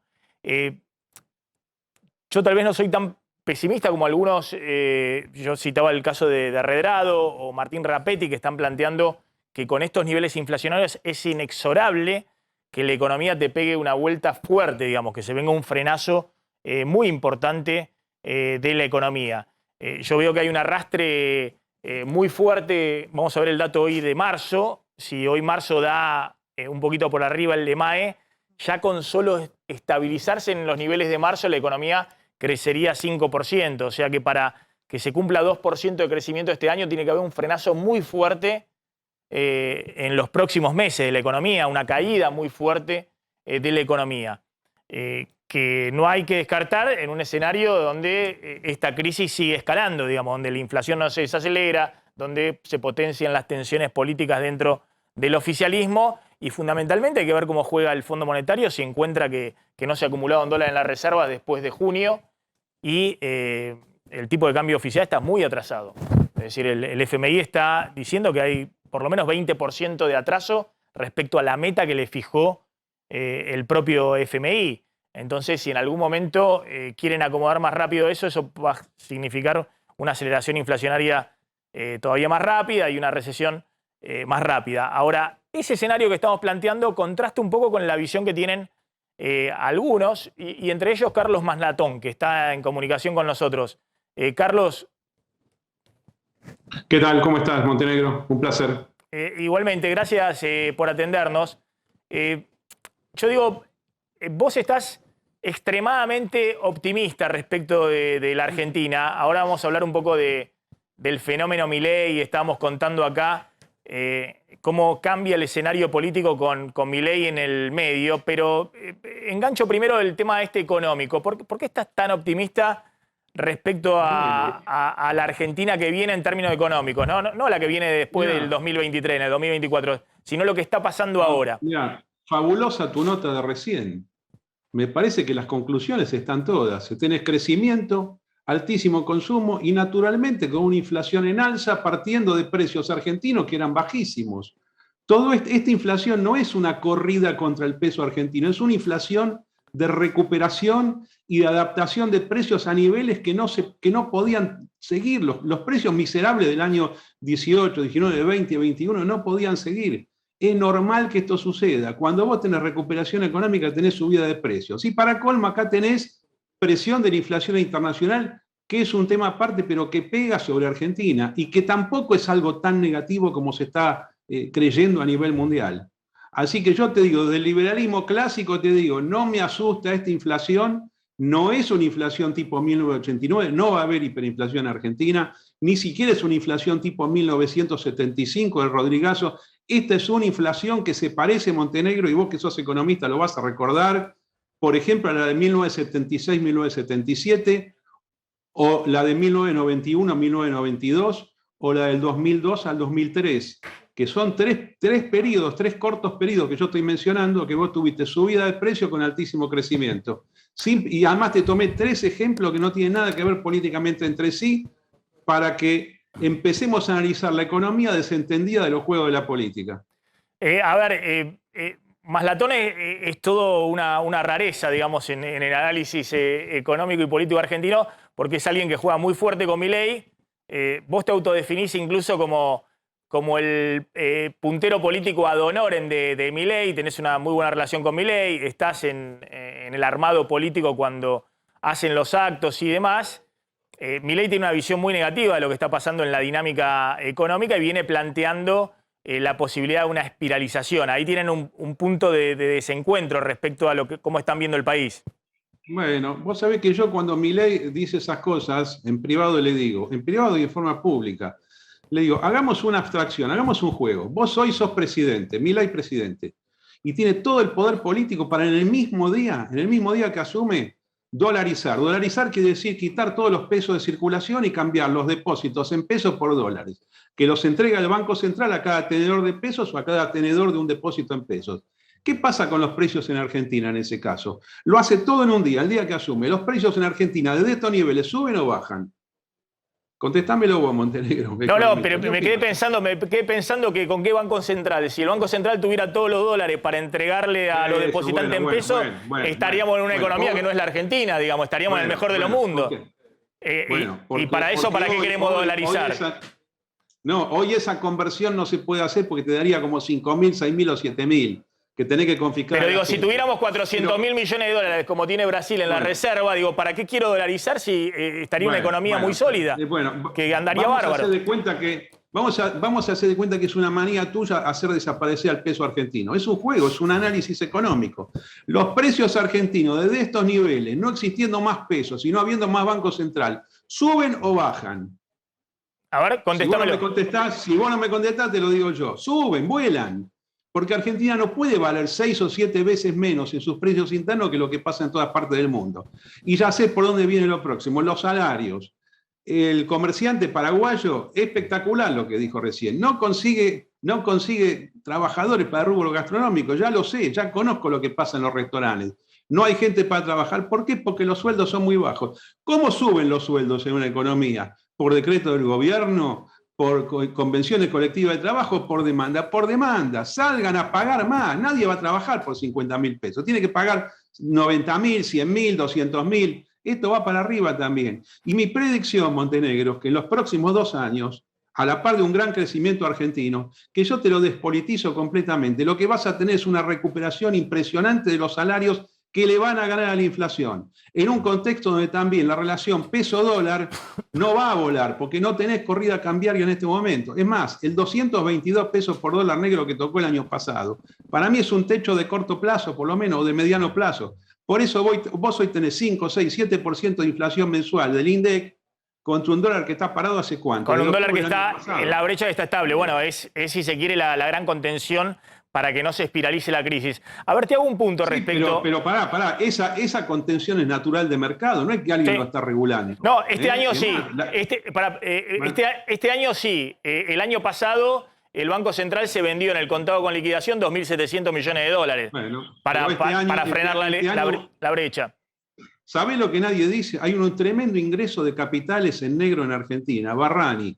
Por eso, traer plata al país te cuesta 3-4%. O sea, que hay un montón de gente que está trayendo plata en forma no bancaria, porque tiene que arreglar la casa, comprarse cosas, vivir, lo que sea. Todos los que ahorraron afuera lo están trayendo.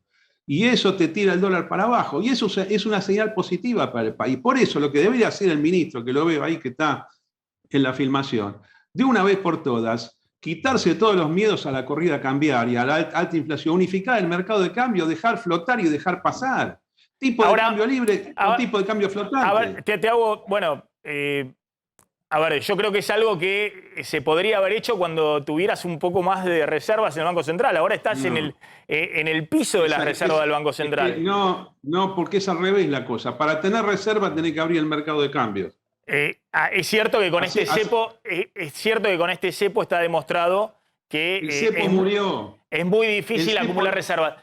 Te hago un punto. El cepo no tiene más sentido, Montenegro. Hay que derogarlo, ya está, ya pasó este tema. Es un momento espectacular para Argentina. Positivo, recontra positivo. Es más, estamos en los albores del mayor despegue económico argentino desde el siglo XIX. Pero para un segundo, Maslatón, para un segundo. Porque si vos en este momento, con un gobierno que tiene 0 credibilidad, vos unificás el tipo de cambio y el tipo de cambio oficial te queda en 150 o en 160, que sería todo un logro, digamos, que te baje el dólar libre a 150, 160. Y obviamente se unifique en un único tipo de cambio en 150, 160. Eso con un piso de inflación que tenemos hoy del 60-70%, vamos directo en los próximos 6 meses a inflación de 3 dígitos, arriba de 100%, fácil. Pero, eso es verdad, pero ¿sabés cómo te lo contesto? Y eso en una economía, en una economía donde hay una fragilidad extrema, donde están todos peleando a ver cómo llegan a fin de mes con el salario y demás, te lleva inexorablemente a una recesión, digamos, se te derrumba en los próximos meses el consumo. No va a pasar nada de eso. Mirá. No, Eso que no, vos no. decís que Yo te vamos digo, a escalar, bueno, si unificás el bueno, tipo es de una cambio opinión mía. inmediatamente, aún si lograras unificar a un valor más bajo del dólar blue, digamos, que si lograra Mirá, irse para a un mí- valor intermedio.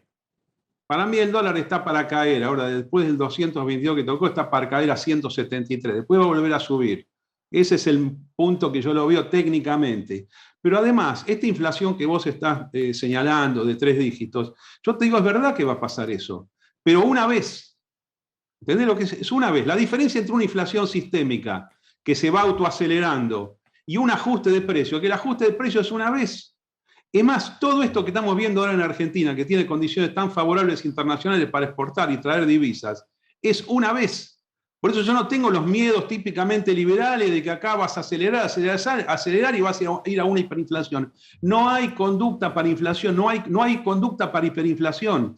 Ni siquiera hay conducta para una inflación permanente de estas características. Todo esto que estamos viviendo es transitorio. Y el país no va a caer en recesión. El país no cae en recesión. El país está volando la economía y lo que viene es impresionante. A ver, Maslatón, claramente, a diferencia de los otros periodos, básicamente la hiperinflación del 89-90, hoy la Argentina tiene el acuerdo con el fondo, tiene un nivel de reservas mínimos, netas, qué sé yo, 6.000, 7.000 millones de dólares sumando los DEC del FMI. Hay reservas brutas que eventualmente también pueden jugar. Es decir, tiene un escenario de precios internacionales récord, digamos. Nunca ingresaron tantos dólares a la Argentina por la cuenta comercial de la agroindustria como este año o el año pasado. Es decir, es un escenario totalmente distinto a lo que era 89-90.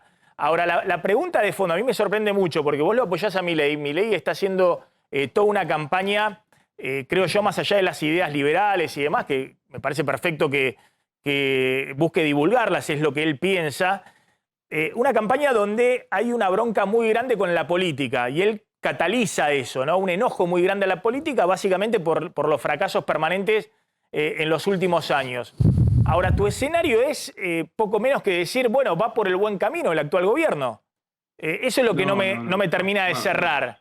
Bueno, Montenegro, ¿cómo se juzga la economía? Cuando uno analiza economía, ¿importan sus intereses políticos? Primero que nada, ¿importa eso o hay que escindir una cosa de la otra? Te lo pregunto a vos. No, pero a mí me parece... ¿Cómo es la manera científica correcta de analizar? Si sos un economista profesional, tenés que escindirlo. Lo que sucede, es que... Pero perdóname, pero lo que sucede es que Milei está haciendo campaña política diciendo que vas a una hiper. Bueno, escuchame una cosa. Vamos a separar las cosas. Me acabas de reconocer que uno tiene que analizar la economía sin medir sus intereses políticos. O sea, yo creo que Argentina va para arriba, no va a haber hiperinflación, va a haber un crecimiento espectacular, todo a pesar de los errores de este gobierno. Ahora vamos a tu inquietud política. ¿Qué creo yo? ¿Que este escenario tan favorable para Argentina es favorable al gobierno de Alberto Fernández? ¿Lo va a poder aprovechar? Y mi respuesta categóricamente es no. Porque hizo todo mal y ya están completamente quemados y encima están divididos entre ellos. O sea, mi visión para los próximos tiempos es que Milei va a seguir subiendo a pesar de que el país se recupere, a pesar de que no haya hiperinflación, y Milei va a jugar el balotaje del año 2023 contra Horacio Rodríguez Larreta. Milei y Larreta, y así termina. Y el peronismo, por los errores del kirchnerismo, por primera vez en su historia, va a quedar políticamente en tercer lugar. Muere en la primera vuelta. Eso es lo que vos estás evaluando desde el punto de vista político. Aún si el gobierno lograra, que es un poco el plan de Guzmán y el FMI, estabilizar la inflación sin matar el crecimiento, la recuperación económica y el año que viene tener un poco más ordenada los precios relativos, es decir, no tener tan atrasadas las tarifas, no tener atrasados los combustibles, no tener tan atrasado el dólar y de alguna manera tratar de estabilizar la inflación a un nivel alto, pero con la economía, con una continuidad de la recuperación económica. La única forma que tienen de estabilizar la inflación, como decís vos, es recurrir a un Rodrigazo. O sea, hacerlo todo de golpe en un solo día. Y yo no creo que lo vayan a hacer. Y así todo van a pagar el costo de un Rodrigazo. Entonces, como quieren ir lento, se desgastan cada mes. Yo que ellos hubieran tomado estas medidas hace 6 meses o inclusive cuando asumieron el gobierno. Pero no quisieron hacerlo, se enfrascaron con el coronavirus, toda esa tremenda mentira y bueno, ahora pagan las consecuencias. Por eso no se va a recuperar Fernández. Y hoy asume los costos de la inflación, que encima es una inflación positiva para el país, no es negativa. Pero como hacen todo mal, la van a pagar en las urnas. ¿Dónde es positiva la inflación? No termino de entenderte. Más allá de que te ayuda para checar el déficit fiscal. No, porque esta inflación es una inflación de actualización de precios. Los precios eran una miseria. No puede trabajar un país siendo 1/10 de los precios de los Estados Unidos. No, está bien. A ver, históricamente cuando vos tenés precios en dólares en la Argentina muy deprimidos, en algún momento tienen que empezar a ver lo que se llama una apreciación. En términos de dólares, no pueden quedar los salarios tan bajos, las jubilaciones, todo. Ahora, lo que hemos visto, pero perdón, te di 3 ejemplos. Lo que hemos visto, lo que hemos visto de apreciación cambiaria, es decir, que empiezan a subir los salarios en dólares, las jubilaciones, es decir, los precios de los activos de la Argentina, han sido siempre en proceso de recuperación económico, donde vos mínimamente acumulabas reservas en el Banco Central, estabilizabas la situación. La salida, por ejemplo, 2002-2003. O incluso... Y ahora estás en eso. Vos estás en eso. Vos estás viendo exactamente eso. Bueno. Pero totalmente. Ahora estás como si fuese, te lo voy a decir con una comparación de tiempos recientes, como si estuvieses en octubre del año 2002, como si estuvieses en noviembre del año 1990, para el que tenga memoria económica. Es decir, estás empezando a salir, y ese empezar a salir es con apreciación cambiaria, es con precios que suben en términos reales, que es lo que está pasando ahora. Sí. Por eso te digo que es positivo. Sí, de todas maneras, te marca una gran diferencia y la seguimos en otro momento, digamos. En ese momento la apreciación era sobre un dólar único alto. Un dólar que a valores de hoy, el dólar oficial único que había de cambios, no había cepo, era un dólar que en el pico de crisis llegó a 240 pesos a valores de hoy y que después se estabilizó alrededor de 195 pesos a valores de hoy. Ese fue el dólar alto de Kirchner, pero un dólar único. Hoy estás con un dólar oficial atrasado de 120 pesos y un dólar blue de arriba de 200 pesos, ¿no? Para mí el dólar vale 204 pesos. Está bien, pero el Banco Central no acumula reserva, digamos, con ese dólar. Bueno, pero escúchame, ¿a vos te parece que a esta altura de la historia hay que discutir esto? El modelo cambiario del mundo es de acceso libre al mercado de compra-venta. No, está claro que el cupo no es algo sostenible en el tiempo. Y que la Argentina no... tipo de cambio flotante. A esta altura de la historia hay que enseñarle eso al Banco Central. Está bien. Y la única forma de acumular reserva es con tipo de cambio libre y flotante. No, está claro que con el cepo quedó demostrado que no hay forma de acumular consistentemente reservas. ¿Sí? Pero además, lo último que te digo, Montenegro, porque sé que se acaba el tema, los tipos tienen que dejar flotar como forma de acumular reservas. Si quieren reservas y pagar los servicios del Fondo Monetario. Además, la última cosa que te digo, el difícil acuerdo con el Fondo Monetario se va a poder cumplir y sobrecumplir. Argentina va a poder pagar toda la deuda si se ordena apenas un poquito fiscalmente. Va a sobrar la plata en Argentina. El país es para arriba, es totalmente bullish. Se acabó la baja Argentina. Maslatón, gracias. Siempre es interesante escuchar una visión contrapuesta, ¿no? a la que viene siendo un poco la visión generalizada de cómo se está viendo la economía argentina, incluso la visión del propio Milei, digamos, que a quien Maslatón apoya. Gracias, Carlos Maslatón. Nos vemos, hasta cualquier momento, suerte. Está Adrián Saque en Estados Unidos. Adrián. ¿Qué tal? Buenas tardes. Acá no son tan optimistas en los Estados Unidos, sobre todo porque el día de hoy ha llegado a un nuevo récord en el promedio nacional del precio del combustible. Llegó a $4.59 el galón. Esto sería aproximadamente $1.20 el litro, ¿no? Un galón son 3 litros 800.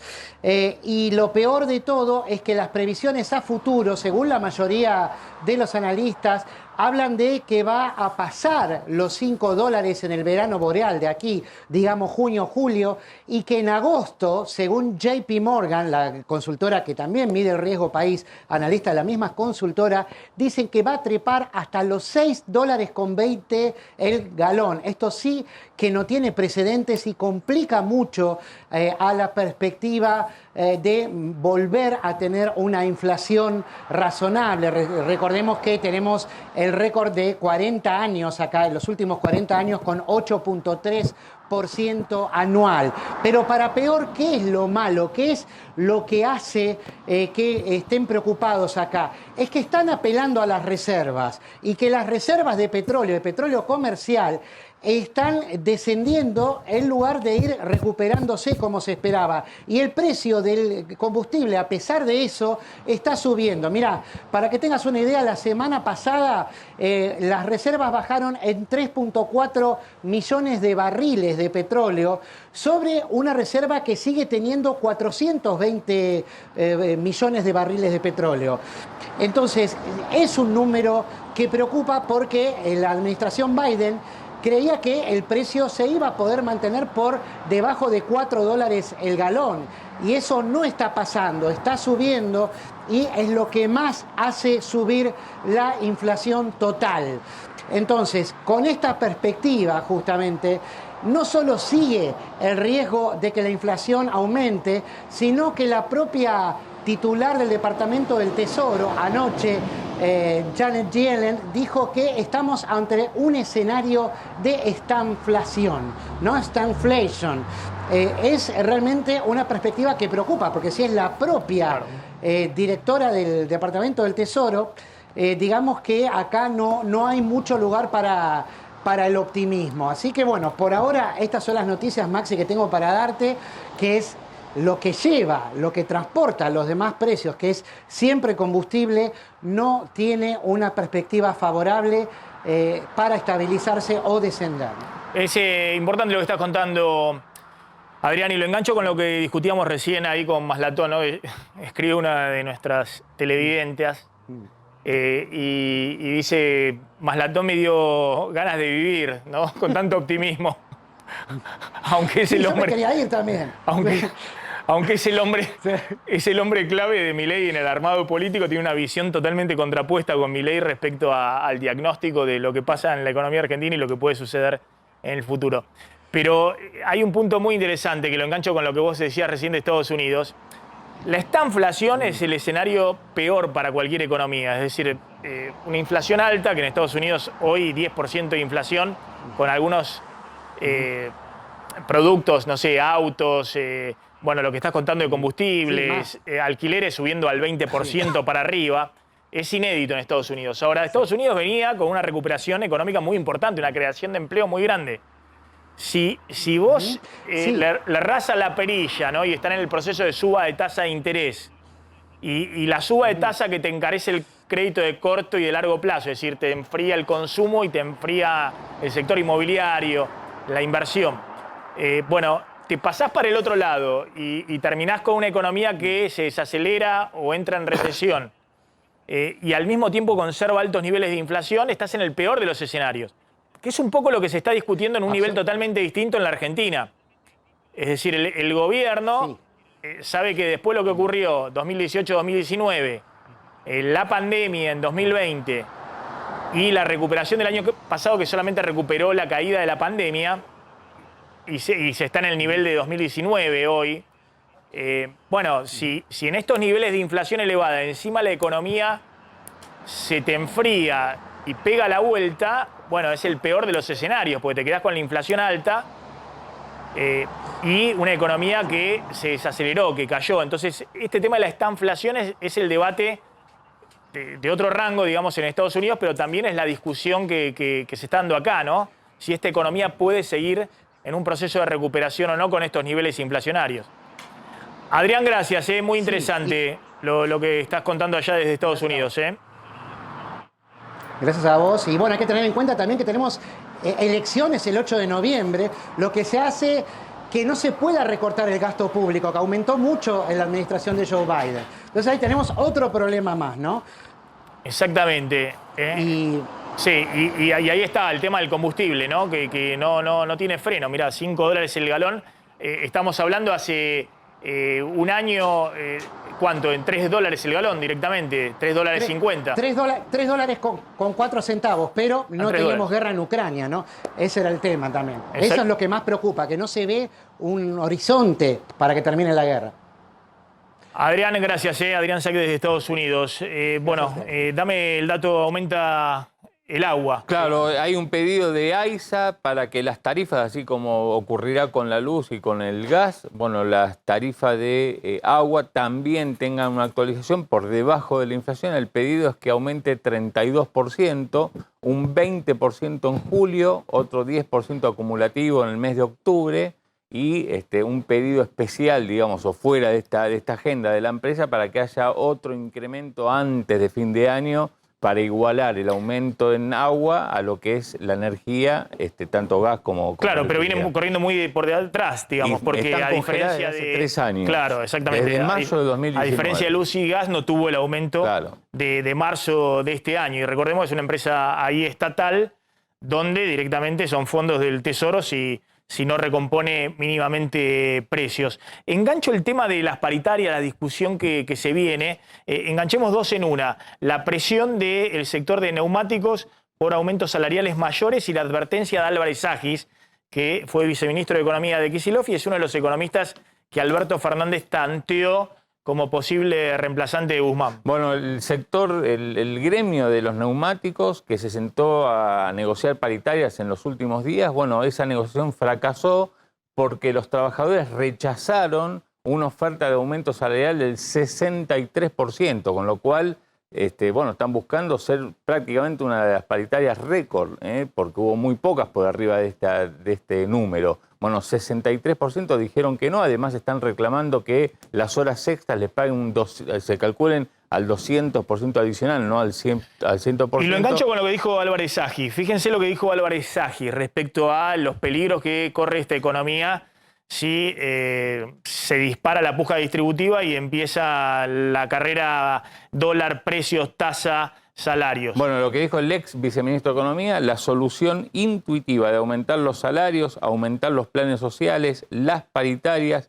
y el gasto puede terminar siendo contraproducente porque con esta velocidad de la inflación es como ir manejando a 180 kilómetros por hora. Si haces una mala maniobra, la economía puede descarrilar. Atención, porque es un poco la visión que tiene Álvarez Agis, es la visión que hoy tiene Guzmán y Alberto Fernández, y por eso el mensaje que le envían hoy a Cristina, ¿no? Vamos con tu receta porque descarrilamos. No puede ser que en el gobierno haya 10 tipos que dicen vamos para el norte y 10 que te dicen vamos para el sur. Esto es un poco la visión de interna oficial. Exactamente. Y por último, dice, tenemos que tener un gobierno fuerte, sólido y unido que vaya a un esquema de política antiinflacionaria que va a tener componentes ortodoxos, dice Álvarez Agis, que es kirchnerista, pero que le tiene que agregar un componente heterodoxo que es el de la desindexación. Candelaria. En este momento hay una reunión importante de los líderes del PRO. Te voy a contar, está Horacio Rodríguez Larreta, Patricia Bullrich, Mauricio Macri, el ex vicepresidente, Cristian Ritondo, Diego Santilli, entre otros Federico Pinedo. María Eugenia Vidal está por Zoom porque dio positivo de COVID. La reunión es en la sede que tienen en el PRO, en Balcarce al 400, para presentar un nuevo consultor político que Macri acercó precisamente para debatir cómo encarar el fenómeno Milei. El consultor es Guillermo Raffo, que vive en San Pablo y ha asesorado a otros políticos de Argentina, es argentino, vive en San Pablo y está charlando con ellos ahora. Es también como una previa para lo que va a ser mañana una reunión importante del PRO. Mañana va a ser un día de muchas reuniones en los Perdóname, Cande, pero este señor lo contrataron para ver cómo enfrentan el fenómeno Milei. Bueno, en porque realidad, si es así, ese es el título. Mauricio Macri están armando toda una campaña para ver cómo enfrentan el fenómeno Milei. Mauricio Macri lo aportó, trajo a Guillermo Raffo y dijo, por favor, escuchen la visión que él tiene, porque no puede ser que Milei, que viene desde la antipolítica, sea el único innovador y nos descoloque un poco con esta visión de fuera del sistema. Vamos a replantearnos cómo nosotros tomar la punta de las discusiones, no solamente por Milei, sino por lo que Milei representa como disruptivo dentro de la política y los corre y los deja juntos por el cambio en medios como que ¿dónde me pongo? Para replantear todo eso lo consultaron a Guillermo Raffo y están reunidos ahora en este momento. Y mañana, pero es interesante el punto, Sí. Porque la verdad, para mí, qué sé yo, humildemente tendrían que estar pensando cómo hacen para gobernar a partir de 2024 de otra manera, no cómo enfrentar a Milei con estrategias de marketing o estrategias de gurúes de la comunicación, ¿no? El problema, Maxi, es que si el escenario de Maslatón fuera cierto, las perspectivas para el peronismo en el que viene, por más que lo que diga Maslatón, no pueden ser tan malas. Si la economía vuela, para el partido gobernante las perspectivas no pueden ser tan negativas. Entonces, eso puede ponerlo en cierta incomodidad junto por el cambio, atrapado entre el crecimiento de Milei y un peronismo que no crece, pero que no cae. Y hay que prestar atención a los movimientos que está haciendo el kirchnerismo en términos de ampliación política. Hay una reunión en Mendoza, creo que es el fin de semana, donde va a participar Guado de Pedro, Mansur, Urtubey, convocados por Anabel Fernández Sagasti. Quiere decir que Cristina, mientras por un lado critica a Alberto Fernández, por otro lado está pensando en un peronismo unido, que siempre tiene más chance que un peronismo fragmentado. La foto de Guado con Barrio Nuevo. Digo, los contactos existen dentro de la coalición gobernante y esto, como decís vos, Facundo, pone incómodo en una situación de que te tienen que reformular dónde se para, ¿no? Juntos por el Cambio. Con 10% de recuperación el año pasado y 50% de inflación. Por supuesto. Perdieron en primera vuelta, digamos. Es difícil recuperar cuando tenés este año 70 y la economía el peronismo no tiene que recuperar, tiene que no caer. Tiene que mantener su base, en un escenario de tercios, con 30 puntos es competitivo. Gracias, Nescamski, como siempre. Gracias, colegas. Nos estamos retirando. Quédense con Mariana Contartesi y con Roberto Funes. Nos reencontramos mañana. Chao, pasen adiós.